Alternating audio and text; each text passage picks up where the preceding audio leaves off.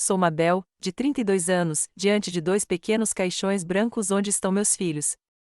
A funerária está silenciosa, exceto por soluços e sussurros abafados. Sinto os olhares acusadores da família do meu marido me queimando. Minha sogra, Evelyn, passa de pessoa para pessoa, sussurrando e depois me olhando com uma pena artificial. Ninguém sabe a verdade até minha filha de 4 anos puxar a toga do pastor. O que ela diz em seguida muda tudo. Se você estiver assistindo a este vídeo, por favor, me diga de onde está assistindo, curta e inscreva-se. Às vezes, as pessoas em que mais confiamos são as que mais nos machucam. Antes de conhecer o Noah, eu tinha uma carreira promissora em marketing. Eu tinha 25 anos, era ambiciosa e estava em ascensão rápida em uma agência boutique em Chicago. Meus dias eram preenchidos com reuniões com clientes, sessões de brainstorming e, depois do trabalho, coquetéis com colegas. Eu tinha um pequeno apartamento no centro da cidade, um círculo fechado de amigos e sonhava em, eventualmente, abrir minha própria agência. Romance não estava no topo da minha lista de prioridades naquela época. Conheci Noah em uma exposição de arte com fotógrafos locais. Ele era alto, tinha olhos castanhos calorosos e um sorriso sincero que me fez sentir imediatamente à vontade. Naquela noite, conversamos por horas sobre tudo, desde ambições de viagem até memórias de infância. Noah também era bem-sucedido, engenheiro de software com seu próprio negócio de consultoria. Ele era atencioso, inteligente e parecia genuinamente interessado em meus pensamentos e opiniões. O que eu não percebi na época foi que Noah era filho único e tinha sido mimado pela mãe a vida toda. Evelyn o criou sozinha depois que o pai morreu, quando Noah tinha apenas 5 anos. O vínculo deles parecia doce no início, pela maneira como ele a chamava a cada poucos dias e como ela sorria de orgulho sempre que falava dele. Nosso relacionamento progrediu rapidamente. Em 6 meses, estávamos falando em casamento. Noah me pediu em casamento em uma viagem de fim de semana ao Lago Michigan, e eu aceitei com alegria. Foi então que notei pela primeira vez algo preocupante em seu relacionamento com a mãe. Antes mesmo de ligar para meus pais, Noah ligou para Evelyn. Ele a colocou no viva voz, e a primeira resposta dela foi: "Você usou o anel que escolhemos?" Não parabéns, nem entusiasmo por nós, mas preocupação de que sua opinião fosse seguida. O planejamento do casamento me mostrou mais sinais de alerta que optei por ignorar. Evelyn tinha opiniões sobre tudo, desde o meu vestido até as flores e o local. Quando escolhi um vestido simples e elegante, ela me enviou links para modelos mais elaborados, dizendo: "Noah merece ver a noiva com a melhor aparência possível." Quando escolhi flores silvestres para o meu buquê, ela insistiu em rosas formais porque eram as mais apropriadas. Noah sempre mediava com o mesmo refrão: "Mamãe só quer que o nosso dia seja perfeito." Para manter a paz, abri mão de muitas coisas. O casamento foi maior do que eu queria, o local mais formal, e o objetivo principal era impressionar os convidados em vez de celebrar o nosso amor. Mas eu disse a mim mesma que valia a pena começar o nosso casamento sem conflitos. Depois da lua de mel, os verdadeiros problemas começaram. Evelyn visitou nossa nova casa e imediatamente começou a reorganizar os móveis, alegando que sabia como Noah gostava das coisas. Ela criticava minha comida, muitas vezes trazendo refeições porque Noah precisa de nutrição adequada para o trabalho. Ela até comentou sobre minha limpeza, passando o dedo nas prateleiras e suspirando ao encontrar poeira. Noah nunca viu o problema. "Mamãe só quer ajudar", ele dizia, ou "ela me criou sozinha. Ela só quer continuar envolvida na minha vida." Eu tentava ser compreensiva, enxergar a situação da perspectiva dele, mas as críticas constantes me desgastavam. 2 anos depois de casados, engravidei da Lily. Fiquei radiante, e o Noah, em êxtase. Evelyn, no entanto, imediatamente se posicionou como especialista. "Criei um filho perfeito", dizia ela. "Sei exatamente o que fazer." Durante a minha gravidez, Evelyn começou a aparecer sem avisar. Ela trazia vitaminas pré-natais, livros sobre o desenvolvimento fetal adequado e conselhos sobre o que eu deveria comer. Ela questionou as recomendações do meu médico e sugeriu que eu procurasse uma amiga dela, que era obstetra. Quando recusei, ela disse ao Noah que eu não estava levando minha gravidez a sério o suficiente. O dia em que Lily nasceu foi maravilhoso e estressante. Após 14 horas de trabalho de parto, eu estava exausta, mas feliz por poder segurar minha linda filha. Evelyn chegou ao hospital minutos depois de Noah ligar para ela e mal reconheceu minha conquista. Em vez disso, assumiu o controle, instruindo as enfermeiras sobre como o bebê deveria ser enrolado e questionando o pediatra sobre cada detalhe. Ela ficava no hospital constantemente, saindo apenas quando o horário de visitas terminava. Ela dominava o tempo com a Lily, muitas vezes tirando-a dos meus braços e dizendo: "Deixa eu te mostrar como segurá-la direito para que o pescoço dela fique apoiado." Quando eu tentava amamentar, ela ficava em volta, dando conselhos indesejados e me fazendo sentir inadequada. Quando a Lily tinha dificuldade para pegar o peito, o Noah não via nada disso como um problema. "Mamãe me criou sozinha. Ela sabe o que está fazendo", ele dizia. "Você deveria ser grata pela ajuda dela." Mas não era ajuda. Era controle. E estava minando minha confiança como mãe de primeira viagem. Quando trouxemos Lily para casa, Evelyn a visitava diariamente. Ela questionava cada decisão que eu tomava, desde a temperatura do quarto até a marca de fraldas que eu usava. Quando Lily chorava, Evelyn se aproximava, tirando-a de mim e dizendo: "Ela precisa do toque da avó." À medida que Lily crescia, a situação piorava. Evelyn discordava da minha abordagem à introdução de alimentos sólidos, da minha decisão de voltar a trabalhar em meio período e até mesmo da maneira como eu vestia minha filha. Ela comprava roupas que eu havia decidido não usar e trazia brinquedos que não eram apropriados para a idade dela. Quando eu estabelecia limites, ela se descontrolava e dizia ao Noah que eu a estava impedindo de ter seu único neto. Noah e eu começamos a discutir com mais frequência. Ele não conseguia entender porque eu não conseguia me dar bem com a mãe dele. Ele me acusava de ser sensível demais e ingrata. Nossa parceria, antes forte, começou a se desfazer sob o peso da presença constante da mãe dele e de sua lealdade inabalável a ela. Quando Lily tinha 3 anos, eu já estava pisando em ovos em casa. Eu questionava cada decisão que tomava como mãe, sabendo que seria analisada e criticada. Noah e eu éramos mais colegas de quarto do que parceiros, com Evelyn sempre entre nós, a terceira pessoa invisível em nosso casamento. Quando Lily tinha 3 anos, descobri que estava grávida novamente. Os enjoos matinais me atingiram com força, e inicialmente pensei que fosse apenas um vírus. Depois de uma semana de náuseas constantes, fiz um teste de gravidez em casa.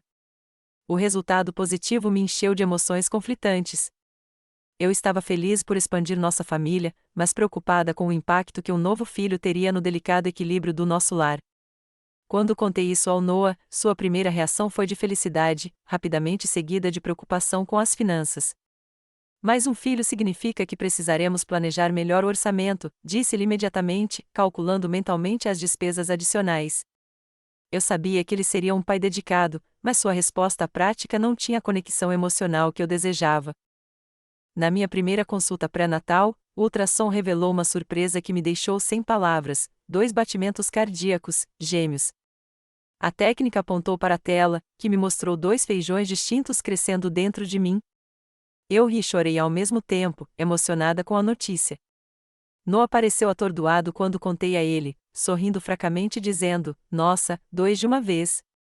Isso vai ser, eficiente." Então ele ligou imediatamente para a mãe. A reação da Evelyn foi extrema. Ela apareceu em nossa casa em menos de 1 hora, invadindo a porta com sacolas de lojas de bebê. "Gêmeos", exclamou ela, abraçando primeiro o Noah e depois me dando um abraço rápido e superficial. "Isso é maravilhoso. Gêmeos são comuns na nossa família. Sabe, minhas tias-avós eram gêmeas." À medida que minha gravidez avançava, Evelyn se inseria cada vez mais agressivamente em nossas vidas.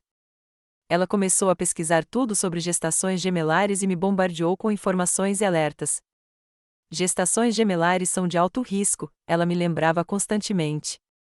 "Você precisa ter muito cuidado." Quando eu estava grávida de 5 meses, Evelyn soltou a bomba. "Eu estava pensando", anunciou ela durante o jantar de domingo em nossa casa. "Depois que os gêmeos nascerem, eu deveria me mudar para ajudar, pelo menos nos primeiros meses." Meu garfo congelou no meio do caminho para a boca. "Isso é muito generoso", disse eu, cautelosamente, "mas vamos nos virar.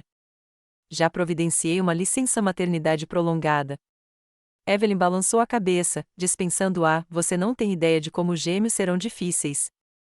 Um bebê já foi difícil o suficiente para você com a Lily. 2 serão impossíveis, especialmente com uma criança pequena correndo por aí. Noah se intrometeu antes que eu pudesse responder. Vamos discutir isso depois, disse ele, mas eu percebi pela sua expressão que ele achava que a sugestão da mãe tinha fundamento. À medida que minha gravidez avançava, Noah trabalhava cada vez mais horas. Ele alegava que era para economizar dinheiro para os gêmeos, mas eu suspeitava que ele estava evitando a tensão em casa. Nossas conversas se tornaram breves e funcionais, centradas em horários e tarefas, em vez de conexão. Certa noite, enquanto colocava a Lily para dormir, ela fez uma pergunta que partiu meu coração. Mamãe, por que a vovó diz que você não sabe ser uma boa mãe? Fiquei paralisada, tentando controlar minha expressão. A vovó disse isso para você? Lily assentiu, com os olhos inocentes arregalados. Ela disse à tia Margarete que você precisa de ajuda porque não sabe cuidar de bebês direito. Beijei sua testa e assegurei que às vezes os adultos dizem coisas que não deveriam e que eu a amava muito. Mas, por dentro, eu estava fervendo. Evelyn não só estava me menosprezando na cara, como também falando mal de mim para os outros, incluindo para minha própria filha. Quando confrontei Noah, ele defendeu a mãe, como sempre. Ela só está preocupada, disse ele. E gêmeos serão um desafio. Talvez devêssemos considerar a oferta dela para ajudar. Com 34 semanas, entrei em trabalho de parto prematuro. As contrações começaram de repente enquanto eu fazia compras no supermercado. Quando Noah me encontrou no hospital, eu já estava com 5 centímetros de dilatação. Os médicos tentaram interromper o trabalho de parto, mas os gêmeos estavam determinados a chegar antes do previsto. Após um parto relativamente rápido, Ethan e Elijah nasceram, pequenos, mas lutadores, cada um pesando pouco mais de 2 quilos. Eles foram imediatamente levados para a UTI neonatal, com seus corpinhos conectados a monitores e tubos. Em vez de segurar meus recém-nascidos, eu os observava através das paredes da incubadora, com o coração partido pela luta deles. Precisei ficar no hospital por 5 dias devido a complicações, e as gêmeas permaneceram na UTI neonatal por 3 semanas. Durante esse tempo, Evelyn assumiu o controle da casa. Sem pedir permissão, ela se mudou para o nosso quarto de hóspedes para cuidar da Lily e se preparar para a chegada das gêmeas. Quando finalmente recebi alta, Noah me levou para casa enquanto os gêmeos permaneceram no hospital. Entrar em minha casa foi como entrar na casa de um estranho. Evelyn reorganizou os móveis, limpou minha despensa e substituiu minha comida pelas marcas preferidas dela, além de reformar completamente o quarto do bebê que eu havia preparado com tanto cuidado. Espero que não se importe, disse ela, sem parecer preocupada se eu me importava ou não. Fiz algumas melhorias. O layout do quarto do bebê não era prático para gêmeos. Meu tema florestal cuidadosamente escolhido havia sido substituído por um design náutico. A confortável cadeira de amamentação que eu havia escolhido havia sumido, substituída por uma cadeira de balanço rígida que Evelyn preferia. Até os berços haviam sido reorganizados, não mais posicionados como eu havia planejado. Lily parecia submissa, agarrada a mim quando cheguei em casa. Mais tarde, ela sussurrou que a vovó tinha mudado o horário de dormir dela, suas comidas e até guardado alguns de seus brinquedos favoritos porque eram muito infantis. Noah não via nada de errado nisso. A mamãe tem sido incrível, disse ele. Não sei como teríamos nos virado sem ela. Quando os gêmeos finalmente voltaram para casa, precisaram de cuidados 24 horas por dia. Ambos tinham icterícia e precisavam de horários especiais de alimentação. Ethan tinha leves problemas respiratórios que exigiam monitoramento, e Elijah lutava para ganhar peso. Evelyn imediatamente se estabeleceu como a especialista. Posso ver que esses meninos vão precisar de atenção extra, declarou. Ainda bem que estou aqui. Quando tentei estabelecer uma rotina de alimentação, Evelyn interferiu. Quando eu queria segurar os bebês, ela frequentemente os pegava primeiro. Ela criticava meu jeito de enfaixá-los, minha técnica de arrotar, até mesmo a maneira como eu trocava fraldas. Certa noite, enquanto eu tentava acalmar o choro de Elijah, Evelyn se aproximou e o tirou dos meus braços. Deixe-me mostrar como se faz, disse ela. Algumas mulheres simplesmente não têm o contato natural com bebês. Eu estava exausta demais para lutar. Os gêmeos não eram bebês fáceis. raramente dormiam ao mesmo tempo, e quando um parava de chorar, o outro começava. Eu estava me recuperando do parto, tentando produzir leite suficiente para 2 bebês e constantemente preocupada com a saúde deles. Uma semana depois que os gêmeos voltaram para casa, Evelyn fez seu jogo de poder definitivo. Decidi ficar por pelo menos 6 meses, anunciou ela no jantar. É claro que você precisa de ajuda, e esses meninos precisam da avó. Olhei para Noah, esperando que ele pelo menos discutisse isso comigo em particular primeiro. Em vez disso, ele concordou com a cabeça. Isso seria ótimo, mãe. Definitivamente precisamos de ajuda agora. Eu sentia como se estivesse me afogando, perdendo o controle da minha casa, dos meus filhos e do meu casamento. Mas eu estava exausta e sobrecarregada demais para reagir com eficácia. Os gêmeos exigiam cada gota de energia que eu tinha, e Evelyn havia se posicionado com sucesso como essencial para o funcionamento da nossa família.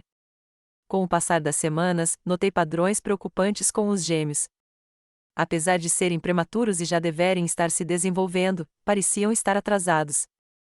Os 2 meninos estavam anormalmente letárgicos, raramente totalmente alertas, mesmo durante as mamadas. Não estavam ganhando peso como esperado, apesar de consumirem quantidades aparentemente adequadas de fórmula e leite materno. Quando expressei minha preocupação ao Noah, ele minimizou. Cada bebê se desenvolve de uma forma, disse ele.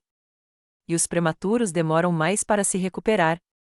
Mas meu instinto maternal me dizia que algo estava errado. Eu queria levá-los ao pediatra, mas Evelyn discordou. Você está sendo paranoica, disse ela, com desdém. Criei o Noah como mãe solteira, e ele se desenvolveu perfeitamente bem. Esses meninos só precisam de tempo e cuidados constantes, não de médicos cutucando e cutucando-os desnecessariamente. Noah, como sempre, ficou do lado da mãe.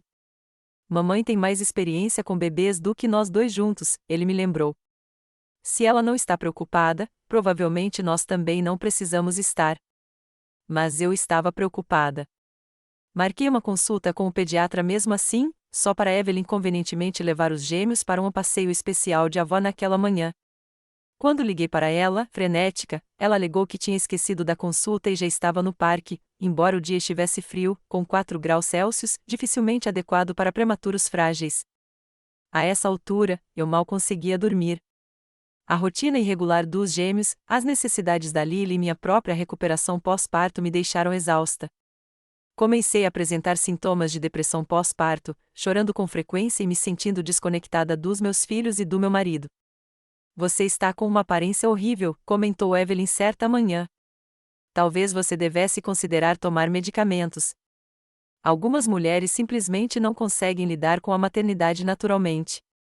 O que mais me magoou foi que Noah pareceu concordar com a avaliação dela. Talvez você devesse conversar com alguém, sugeriu ele, sem ser rude. Mamãe diz que depressão pós-parto pode ser grave. Certa noite, depois de mais um dia me sentindo como uma visitante em minha própria casa, desabei. Os gêmeos choravam há horas, revezando-se para que, assim que um se acalmasse, o outro começasse a chorar. Eu não tomava banho havia 3 dias, só comia biscoitos e sentia que estava fracassando em tudo.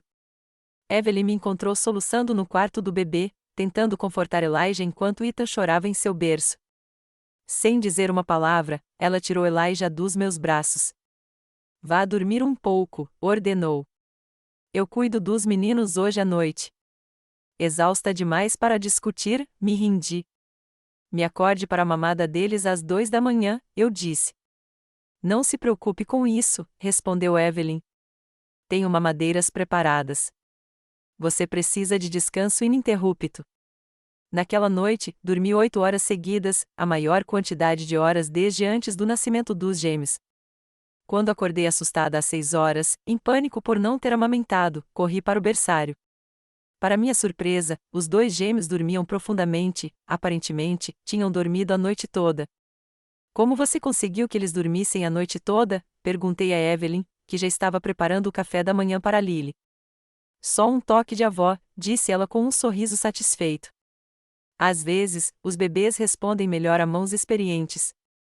Esse se tornou o novo padrão.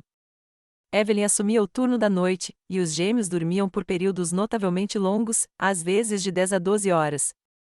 Embora inicialmente grata pelo descanso, comecei a achar estranho que 2 bebês prematuros com problemas de alimentação estivessem de repente dormindo como adolescentes.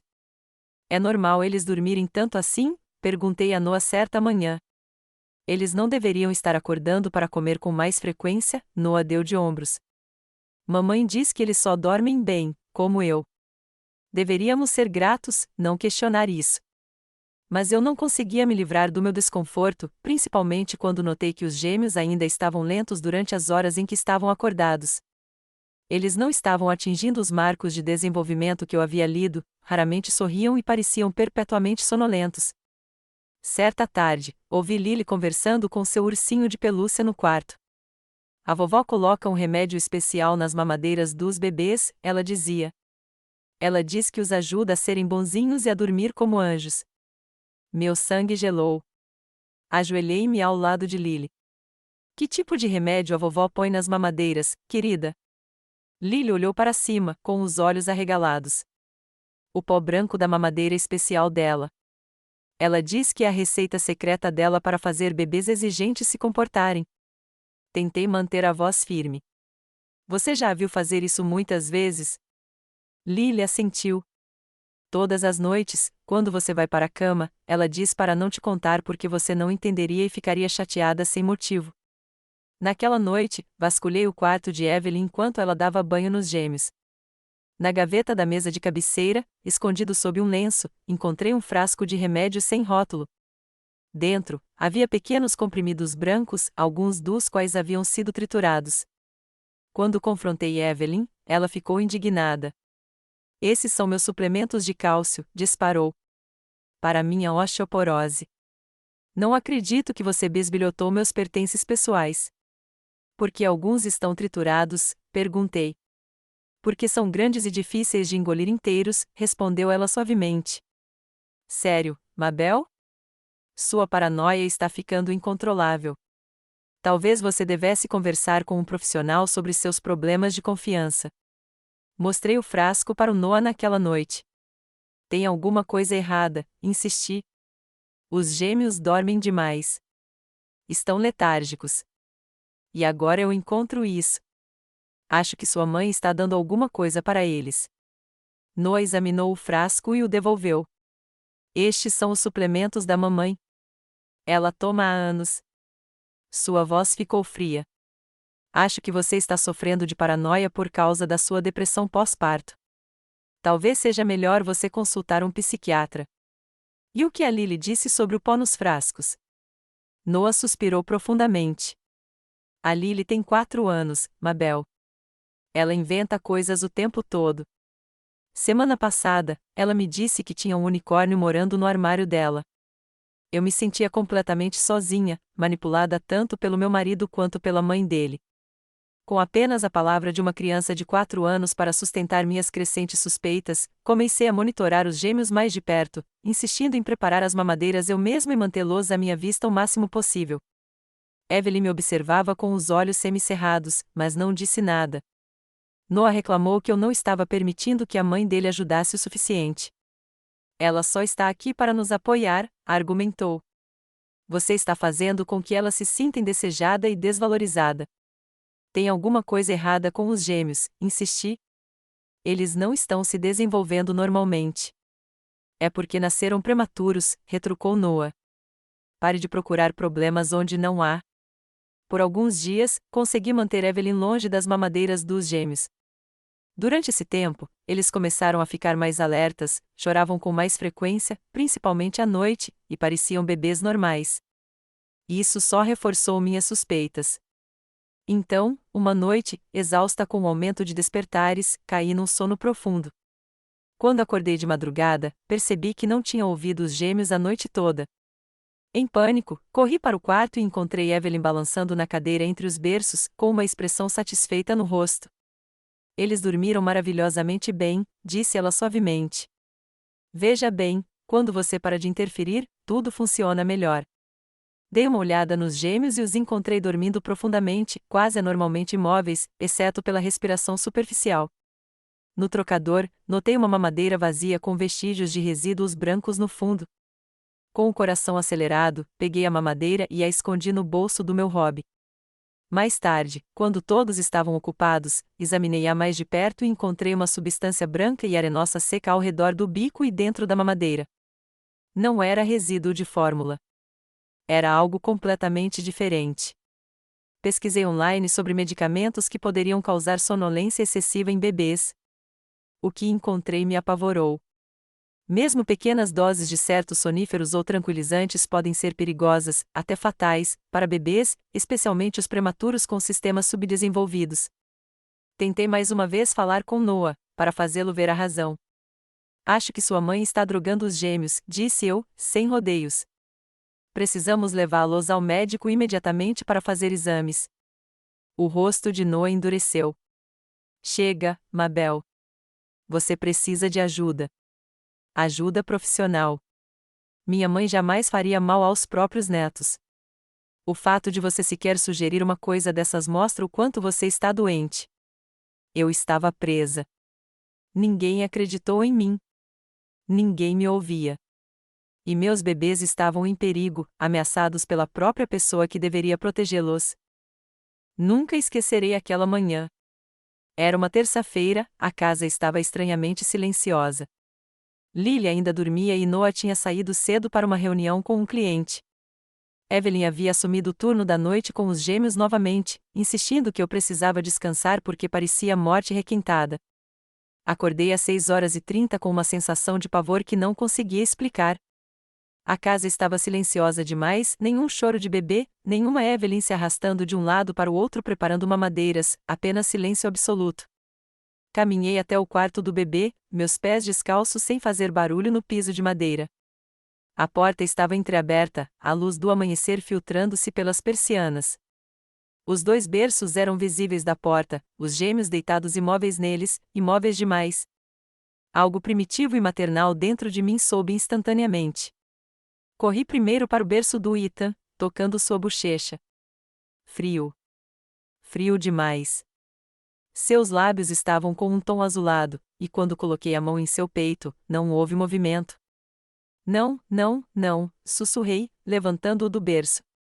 Seu corpo estava mole em meus braços. Coloquei-o no chão e comecei a RCP, as técnicas que eu aprenderá nas aulas de criação de filhos agora automáticas, pois minha mente se recusava a aceitar o que minhas mãos sabiam. Depois de 2 respirações de resgate e várias compressões torácicas, corri para o berço de Elijah, encontrando-o no mesmo estado. Gritei então, um som primitivo que rasgou minha garganta, acordando Lily e fazendo Evelyn sair correndo do quarto. Ligue para o 192, gritei para ela, voltando para Ita enquanto observava Elijah. Os gêmeos não estão respirando. Evelyn ficou paralisada na porta, com o rosto pálido. O que você fez? Sussurrou ela. Aquela pergunta, naquele momento, ficou gravada na minha memória para sempre. Não, meu Deus, deixe-me ajudar, mas o que você fez? Ignorei-a, continuando a RCP enquanto gritava novamente para ela pedir ajuda. Finalmente, ela desapareceu, retornando momentos depois para dizer que uma ambulância estava a caminho. A hora seguinte foi um borrão de paramédicos, luzes piscando e tentativas desesperadas de reanimar meus filhos. Eles cuidaram dos bebês ali mesmo no berçário, equipamentos e termos médicos voando ao meu redor enquanto eu permanecia pressionada contra a parede, Lily agarrando minha perna, nós 2 soluçando. Eu sabia que eles tinham ido embora. Acho que soube desde o primeiro toque, mas ver os paramédicos confirmarem, vê-los trocar aqueles olhares de resignação, ouvir as palavras sinto muito. Fizemos tudo o que podíamos, quebrou algo fundamental dentro de mim. A polícia chegou logo depois dos paramédicos, procedimento padrão para mortes inexplicáveis de bebês. Fizeram perguntas, tomaram notas e fotografaram o berçário.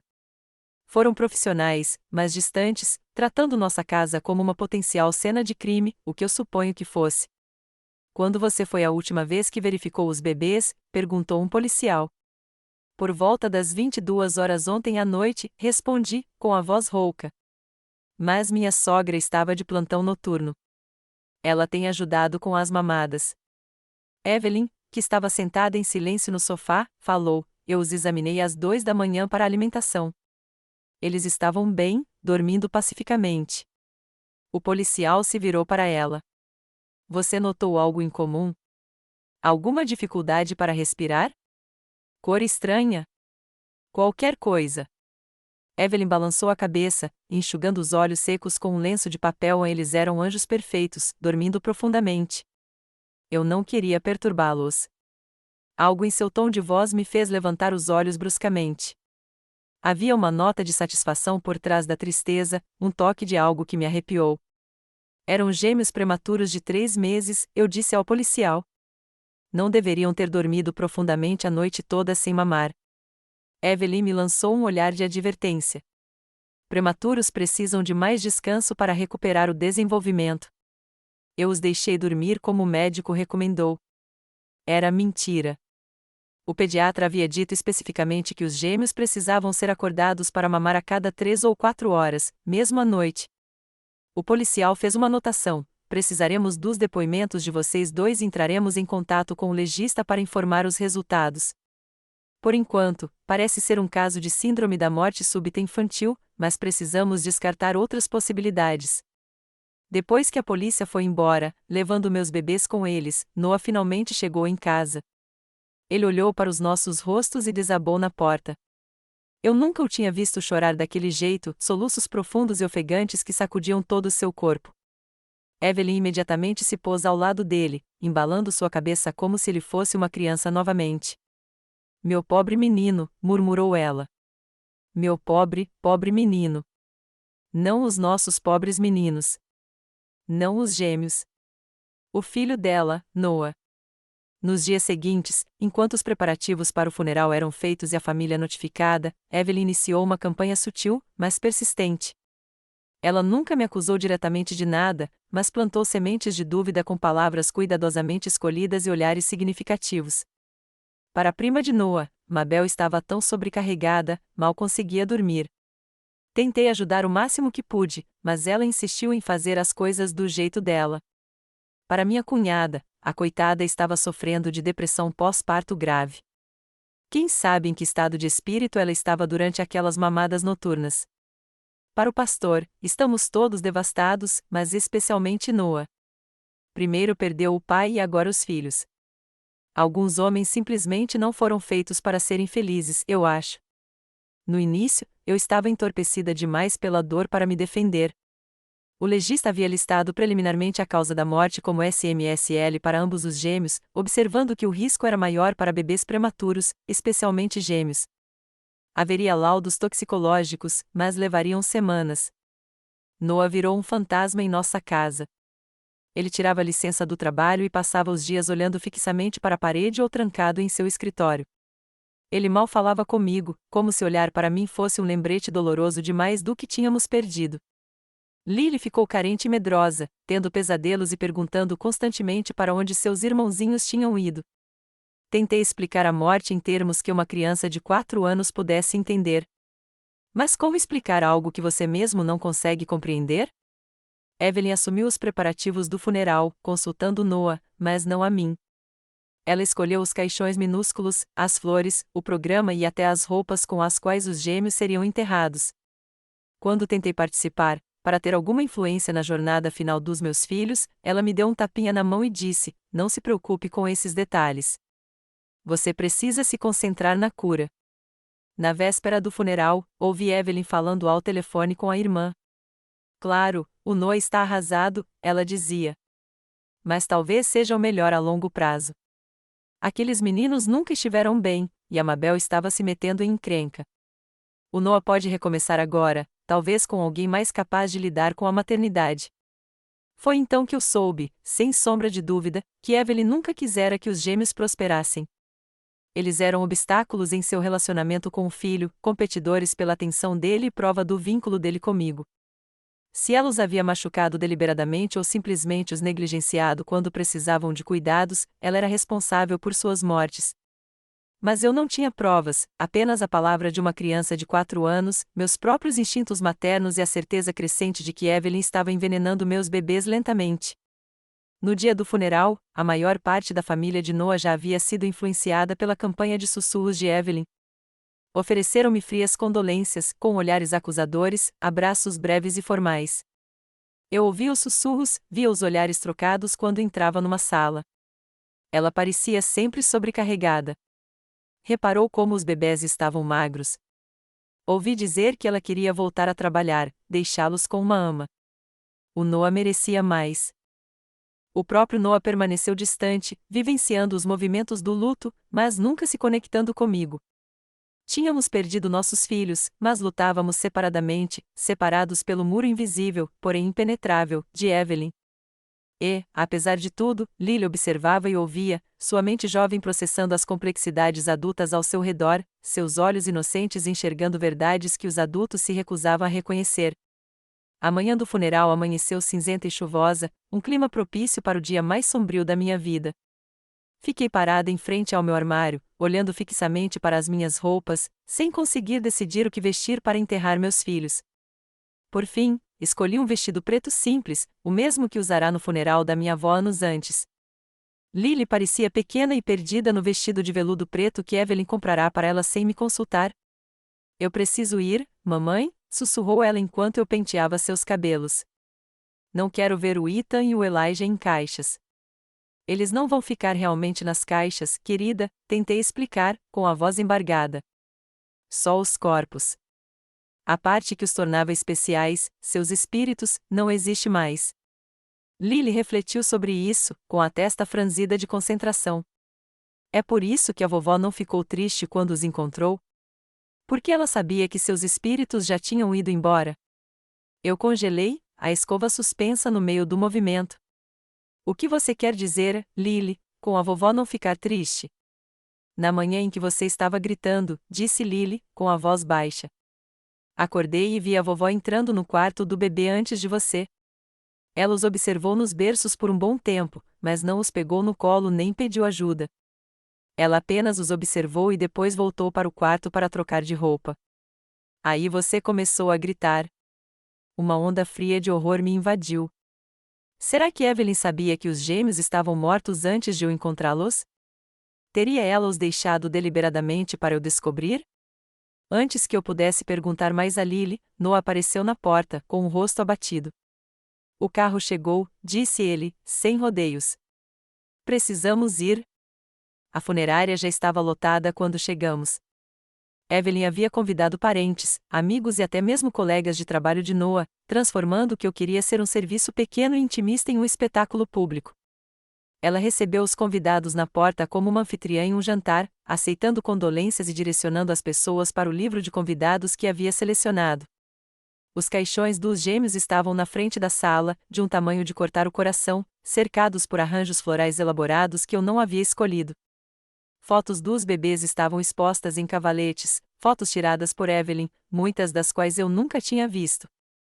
Eu me movia pela sala como um fantasma, aceitando abraços e condolências de pessoas que mal conhecia. Noah ficou perto da mãe, os dois formando uma unidade, enquanto eu me deixava levar sozinha, Lily, minha única âncora. O culto estava marcado para começar às 11 horas. Às 10h55, Evelyn reuniu todos em seus lugares, colocando Noah e eu na primeira fila, ela do outro lado de Noah e Lily ao meu lado. O pastor, um gentil senhor chamado Brian, que havia batizado Lily, permaneceu solenemente diante dos caixões. Quando ele estava prestes a começar, Evelyn se levantou e perguntou se poderia dizer algumas palavras primeiro. O pastor assentiu, afastando-se para lhe dar a palavra. Evelyn vestia preto, mas com brincos de pérola e um colar que parecia inapropriadamente formal. Ela encarou os enlutados reunidos, com uma expressão de pesar ensaiado. Estamos reunidos hoje para nos despedir de dois anjos preciosos que nos foram tirados cedo demais, começou ela, com a voz firme. Ethan e Elijah eram meninos lindos que trouxeram alegria durante o breve período em que estiveram conosco. A morte deles é uma tragédia que nenhuma família deveria ter que suportar. Ela fez uma pausa, olhando diretamente para mim.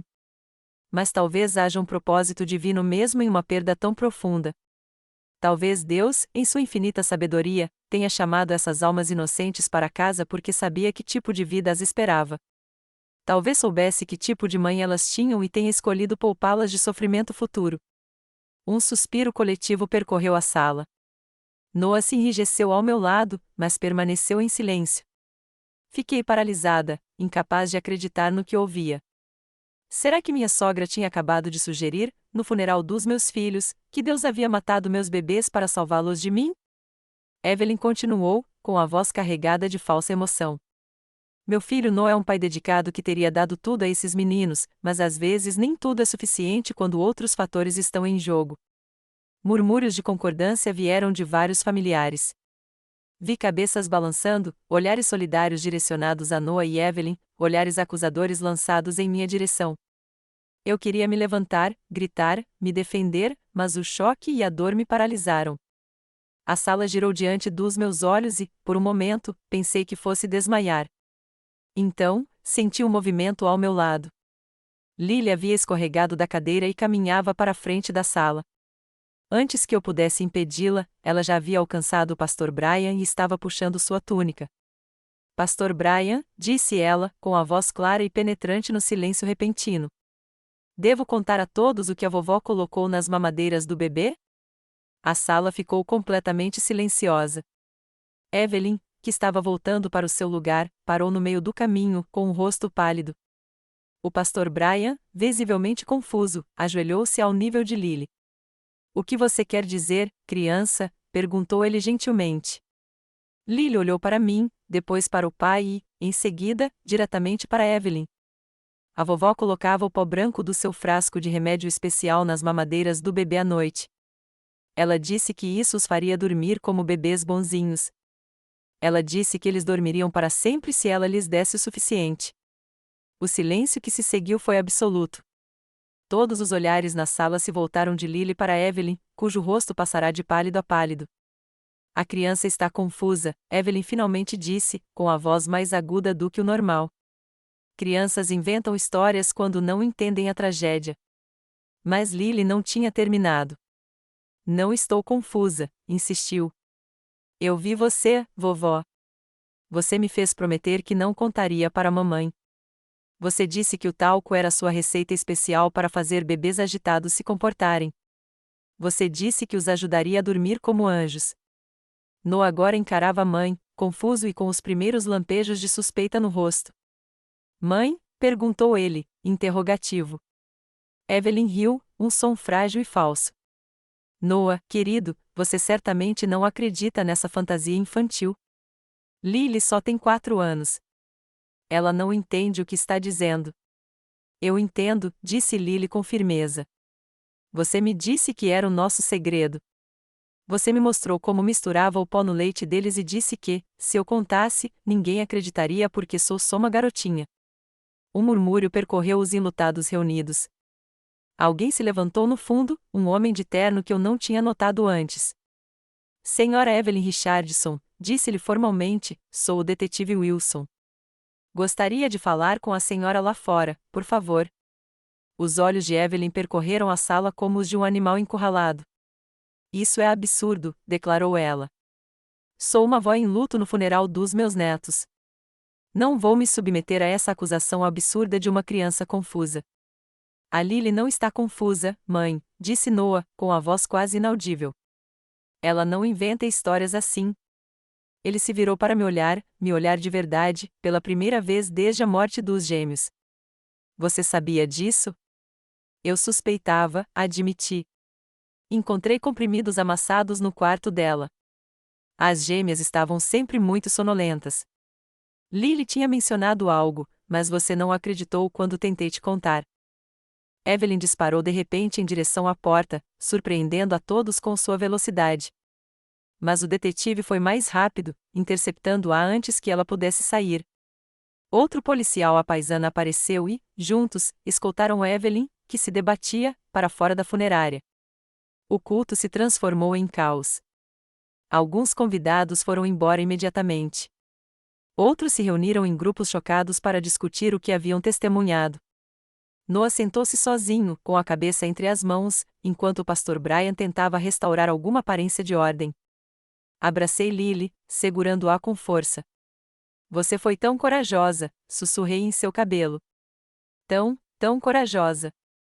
Eu fiz alguma coisa errada, mamãe? Ela perguntou, com a voz delicadamente preocupada. A vovó disse que era segredo. Não, querida, assegurei-lhe. Você fez algo muito certo.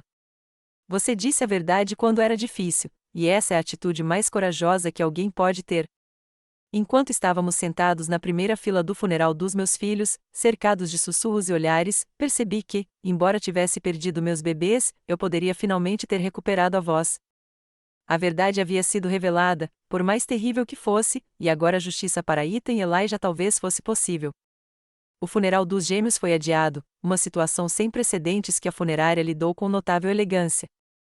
Os pequenos caixões foram transferidos para uma sala privativa, e o pastor Brian prometeu remarcar o serviço assim que a crise imediata passasse. O detetive Wilson pediu que Noah e eu fossemos à delegacia prestar depoimento formal. Segurei a mão de Lily com força enquanto caminhávamos para o prédio estéril, sob as luzes fluorescentes fortes após a penumbra da funerária. Precisamos falar com sua filha, disse o detetive gentilmente. Dada a idade dela, teremos um psicólogo infantil presente, e um de vocês pode ficar com ela, se quiser. Noah não falava nada desde que saímos da funerária. Ele estava sentado na sala de espera, olhando para o chão, o corpo todo rígido de tensão. Eu fico com ela, eu disse, desconfiada do estado de espírito de Noah. A sala de entrevista foi projetada para ser adequada para crianças, com paredes coloridas e brinquedos espalhados. A psicóloga, doutora Reynolds, era uma mulher gentil, de voz suave, que rapidamente se relacionou com Lily. Você pode me falar sobre as mamadeiras do bebê? Perguntou ela após uma conversa preliminar. Lily olhou para mim em busca de segurança. Assenti, encorajando-me, embora meu coração estivesse se partindo novamente. A vovó colocou remédio neles, disse Lily simplesmente. Do frasco especial dela. Como você sabe que era remédio? Perguntou o Dr. Reynolds. Porque a vovó disse que era. Ela chamava de seu remédio especial para dormir. Ela disse que os bebês eram muito agitados e precisavam de ajuda para se acalmarem. Você a viu colocar esse remédio nos frascos muitas vezes? Lily assentiu vigorosamente. Quase todas as noites. Depois que a mamãe ia dormir, a vovó me levava para a cozinha e me deixava comer biscoitos se eu fizesse silêncio. Ela preparava os frascos para quando os bebês acordassem. O remédio parecia leite ou era diferente? Era um pó branco, explicou Lily. A vovó abria seu frasco especial e batia o pó no leite, depois sacudia bem para que desaparecesse. A doutora Reynolds assentiu, encorajadora. Você está ótima, Lily. A vovó já disse mais alguma coisa sobre o remédio, sobre o que ele faria? O rosto de Lily ficou sério. Ela disse que faria os bebês dormirem como anjos. E uma noite, ela disse que se tomassem o suficiente do remédio especial dela, dormiriam para sempre, e então ela, o papai e eu poderíamos ser uma família sem a mamãe ficar tão triste o tempo todo. Engoli em seco, incapaz de conter o horror. O Dr. Reynolds me lançou um olhar compassivo antes de se virar para Lily. Lily, isso é muito importante. Você já viu a vovó dar mais remédio do que o normal para os bebês? Lily pensou por um momento. Na noite anterior à ida deles para o céu, a vovó colocou mais leite nas mamadeiras deles. Perguntei por quê, e ela disse que eles estavam especialmente agitados naquele dia e precisavam de ajuda extra para dormir a noite toda. Minhas mãos tremiam tanto que tive que sentar em cima delas. Evelyn tinha dado uma overdose de leite nos meus bebês de propósito. Não tinha sido um acidente ou negligência. Tinha sido intencional. Enquanto isso, em outra sala de interrogatório, detetives interrogavam Evelyn. Ao longo da investigação, detalhes que eu descobriria mais tarde, ela inicialmente negou tudo, alegando que Lily estava confusa ou que havia sido orientada por mim. Mas, quando se deparou com a perspectiva de um relatório toxicológico que revelaria a verdade, sua história começou a mudar. Eu só dei a eles um pouquinho do meu remédio para dormir, ela finalmente admitiu, só para ajudá-los a dormir. Mabel estava tão sobrecarregada, e os bebês choravam sem parar. Eu estava tentando ajudar todos a descansar um pouco. Mas as evidências contariam uma história diferente. Um mandado de busca em nossa casa revelou o frasco de comprimidos sem identificação no quarto de Evelyn, que continha pílulas para dormir com receita médica. O resíduo em várias mamadeiras testou positivo para o mesmo medicamento. O mais contundente de tudo era que nosso sistema de segurança residencial, que Noah havia instalado após uma invasão na casa de um vizinho, tinha câmeras nas áreas comuns da casa, incluindo a cozinha. O detetive Wilson nos mostrou as imagens. Lá estava Evelyn, noite após noite, triturando comprimidos até formar um pó fino e misturando a fórmula dos gêmeos. Na noite anterior à morte deles, as imagens a mostravam claramente adicionando significativamente mais pó do que nas noites anteriores. Noah assistiu ao vídeo com uma cara de pedra. Quando terminou, ele saiu da sala sem dizer uma palavra, pelo corredor e para fora da delegacia. Eu não o segui. Eu não podia. Eu tinha que estar lá pela Lily e pela memória dos meus filhos. Os laudos toxicológicos confirmaram o que os vídeos sugeriam. Ambas as gêmeas apresentavam níveis letais do medicamento para dormir. O legista alterou a causa da morte de SMSL para homicídio por envenenamento. Evelyn foi formalmente acusada de 2 acusações de homicídio em 2º grau. Os dias que se seguiram foram uma mistura de interrogatórios policiais, reuniões com o promotor público e preparativos para um julgamento que exporia a tragédia da nossa família ao mundo. Noah voltou para casa naquela primeira noite, fez as malas e foi se hospedar em um hotel. Ele não conseguia me olhar, não conseguia falar comigo, não suportava estar na casa onde seus filhos haviam morrido nas mãos de sua mãe. Uma semana depois do funeral que nunca aconteceu, Noah finalmente veio conversar. Ele sentou-se à minha frente, à mesa da cozinha, com a aparência de ter envelhecido uma década. Eu devia ter acreditado em você, disse-lhe simplesmente, com a voz rouca. Você tentou me dizer que algo estava errado, e eu ignorei. Escolhi minha mãe em vez da minha esposa e dos meus filhos, e agora meus filhos estão mortos. Eu já havia imaginado essa conversa tantas vezes, ensaiado acusações raivosas e recriminações amargas, mas, diante da devastação genuína de Noah, descobri que não conseguia evocar a raiva que esperava sentir. Nós 2 falhamos com eles, disse eu baixinho.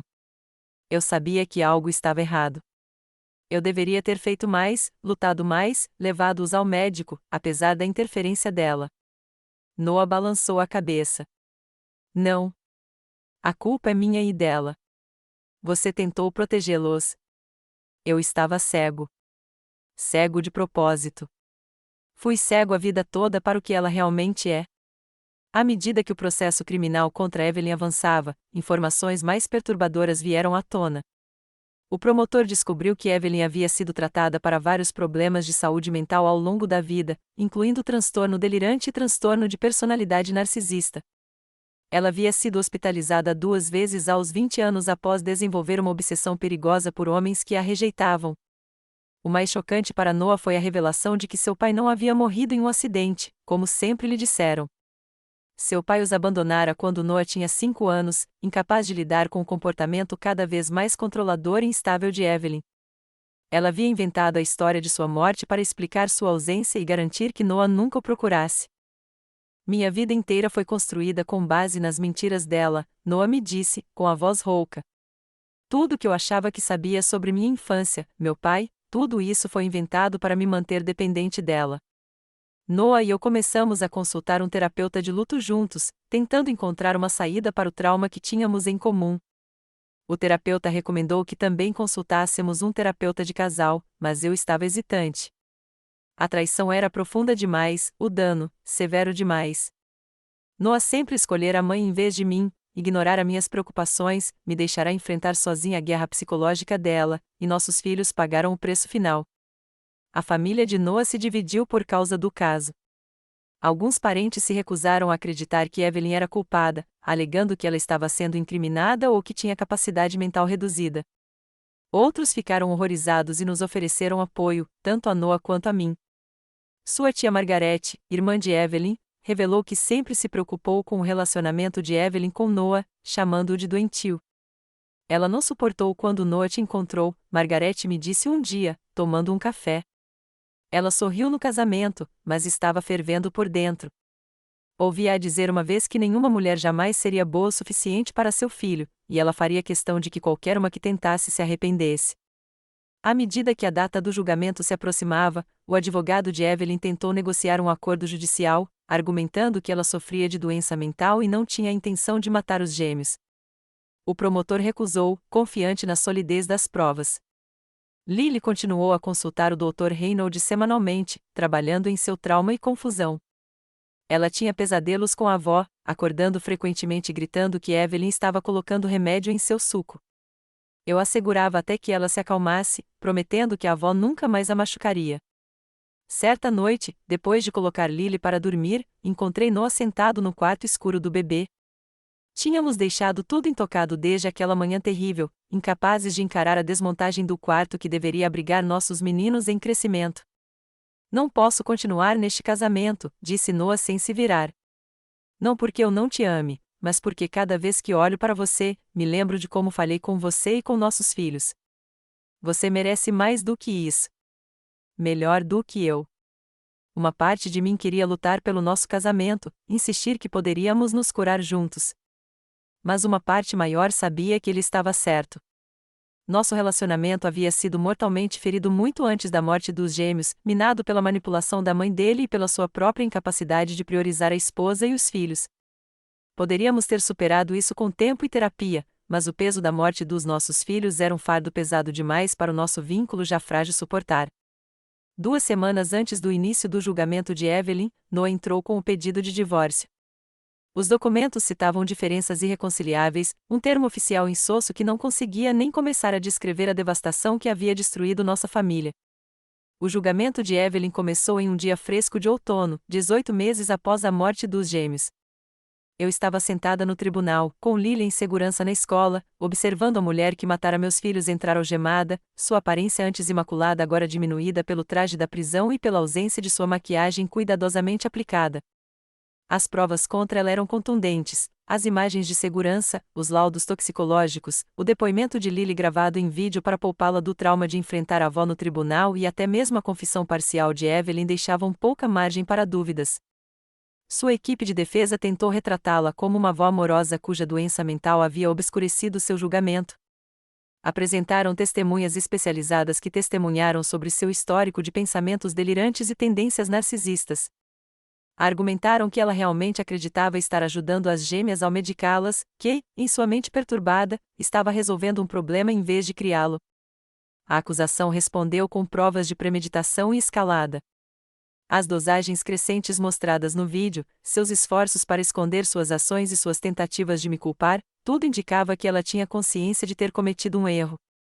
Quando chegou a minha vez de depor, encarei Evelyn diretamente pela primeira vez desde o funeral. Ela me encarou de volta, com uma expressão indecifrável.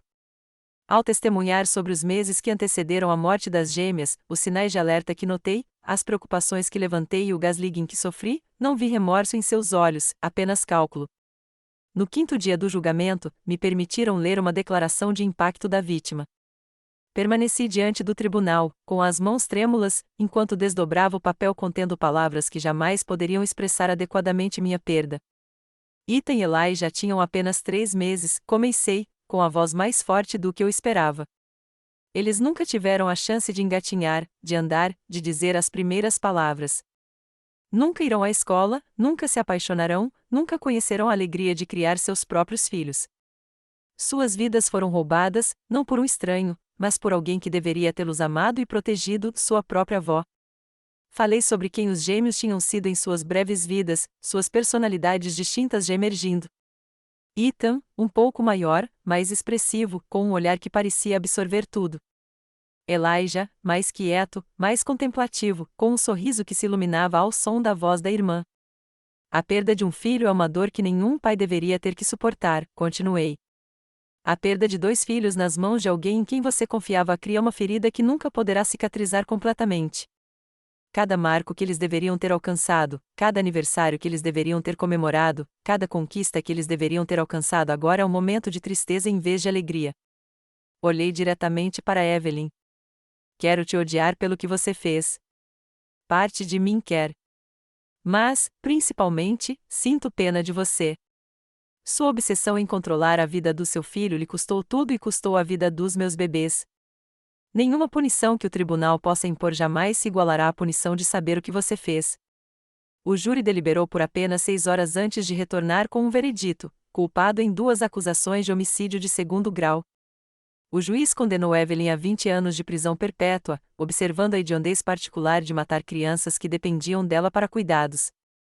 Enquanto Evelyn era conduzida para fora do tribunal, ela olhou para trás uma vez, não para mim, mas para Noah, que estava sentado na fileira atrás de mim.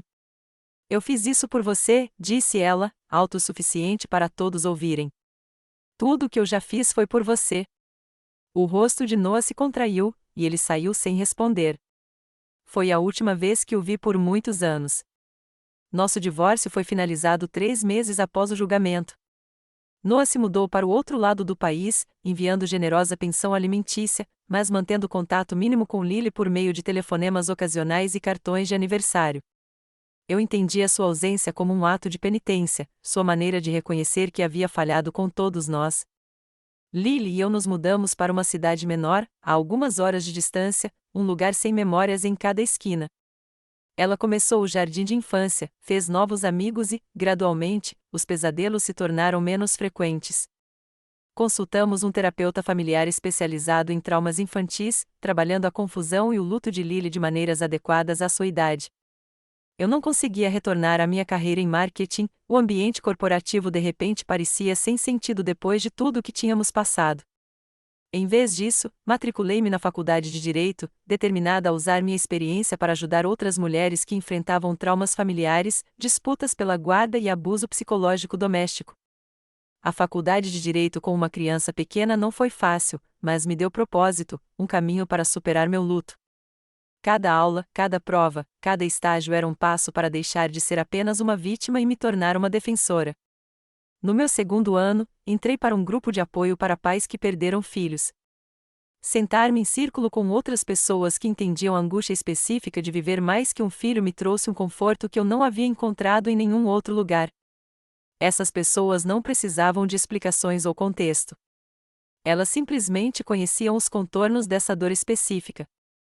Uma mulher ali, Sofia, havia perdido seu filho adolescente para o suicídio após anos de bullying. Ela canalizou sua dor para fundar uma organização sem fins lucrativos focada na prevenção do bullying e no apoio a famílias afetadas. Inspirada por seu exemplo, comecei a considerar como poderia usar minhas habilidades jurídicas em desenvolvimento para promover mudanças mais amplas. Após a formatura e a aprovação no exame da OAB, trabalhei em um escritório de direito de família, adquirindo experiência e, ao mesmo tempo, desenvolvendo minha especialização em casos envolvendo alienação parental e abuso psicológico no âmbito familiar. Vi muitas mulheres cujas preocupações com a segurança dos filhos eram descartadas como paranoia ou histeria, muitos parceiros manipulados por sogros, muitas crianças presas no fogo cruzado de dinâmicas familiares tóxicas. 3 anos depois de me mudar, criei uma organização sem fins lucrativos chamada Voices Hard, dedicada a fornecer apoio jurídico e advocacia para pais que enfrentavam situações semelhantes à minha. Oferecemos recursos, encaminhamentos e, em alguns casos, representação direta para aqueles que não tinham condições de pagar advogados particulares. Lily cresceu e se tornou uma criança perceptiva, compassiva e com uma alma antiga. Aos 9 anos, perguntou se poderia ser voluntária na Voices Hard, preenchendo envelopes e ajudando com tarefas simples de escritório. Quero ajudar outras crianças cujas avós são más, explicou. Sua franqueza, sem eufemismos adultos, muitas vezes ia direto ao cerne da questão. Noah entrou em contato no que seria o 5º aniversário dos gêmeos. Seu e-mail foi breve, mas sincero, perguntando como Lily estava e contando que finalmente havia começado terapia para processar seu papel na tragédia da nossa família. Ele havia se casado novamente, disse ele, com uma viúva com um filho e estava tentando ser o pai e marido que não conseguiu ser conosco. Descobri, para minha surpresa, que podia desejar-lhe tudo de bom sem amargura. 7 anos depois de encontrar meus filhos sem vida em seus berços, compareci perante uma comissão legislativa estadual, testemunhando em apoio a um projeto de lei que exigiria que os tribunais levassem a sério as denúncias de abuso feitas por crianças, mesmo quando envolvessem familiares. A lei, se aprovada, seria chamada de Lei de Ethan e Elijah. Minha filha de 4 anos tentou nos contar o que estava acontecendo, expliquei ao comitê. Mas, como acontece com tantas crianças, seus avisos foram descartados como imaginação ou confusão. Se tivéssemos ouvido, se os adultos em sua vida tivessem acreditado, meus filhos poderiam estar vivos hoje. O projeto de lei foi aprovado, uma pequena vitória na batalha contínua para proteger as crianças daqueles que deveriam ser seus maiores defensores, mas às vezes se tornam suas maiores ameaças. A vida continuou, como de alguma forma continua, mesmo após uma perda inimaginável. Lily ingressou no ensino fundamental, depois no ensino médio, tornando-se uma jovem com um forte senso de justiça e uma empatia incomum. Encontrei propósito no meu trabalho, significado em ajudar outras pessoas a navegar nas águas traiçoeiras do trauma familiar. E embora a dor da perda de Ethan e Elijah nunca tenha desaparecido, ela mudou com o tempo, tornando-se uma companheira familiar em vez de uma força debilitante. A lição mais profunda que aprendi com tudo isso foi confiar nos meus próprios instintos, especialmente como mãe. A sociedade frequentemente descarta as preocupações das mulheres como reações exageradas ou histeria, principalmente quando entram em conflito com hierarquias familiares estabelecidas ou desafiam a autoridade de gerações mais velhas. Essa desconsideração pode ter consequências fatais. Também aprendi a importância de ouvir as crianças. Lily via o que os adultos ao seu redor não estavam dispostos a ver. Suas observações simples e sem filtros continham verdades que estávamos cegos demais pelas sutilezas sociais e pela lealdade familiar para reconhecer. As crianças frequentemente percebem dinâmicas e perigos que os adultos não percebem, e seus alertas nunca devem ser ignorados. Finalmente, aprendi que curar não significa esquecer ou seguir em frente. Significa incorporar a perda à sua vida de uma forma que honre o que foi perdido, mas que ainda permita o progresso. Meus gêmeos sempre farão parte de mim, suas breves vidas, um fio sagrado na trama da minha existência. A melhor homenagem que posso oferecer a eles é usar suas histórias para proteger outras crianças, para garantir que suas curtas vidas tenham um significado duradouro. A voz suave de Lily fez o que todos os meus apelos desesperados não conseguiram, expondo a verdade que nos libertou. Às vezes, a justiça vem das fontes mais inesperadas. E a jornada para a cura começa quando ousamos encarar a verdade, por mais dolorosa que seja. Você já teve que defender a verdade quando todos ao seu redor se recusaram a vê-la? Como encontrou coragem para falar, mesmo quando parecia que ninguém acreditaria em você? Compartilhe suas histórias nos comentários abaixo. E se esta história ressoou com você, curta, inscreva-se e compartilhe com alguém que precisa ouvir que sua voz importa. Obrigada por ouvir, e lembre-se, confie nos seus instintos e nunca subestime o poder de falar a sua verdade, por menor que seja a sua voz.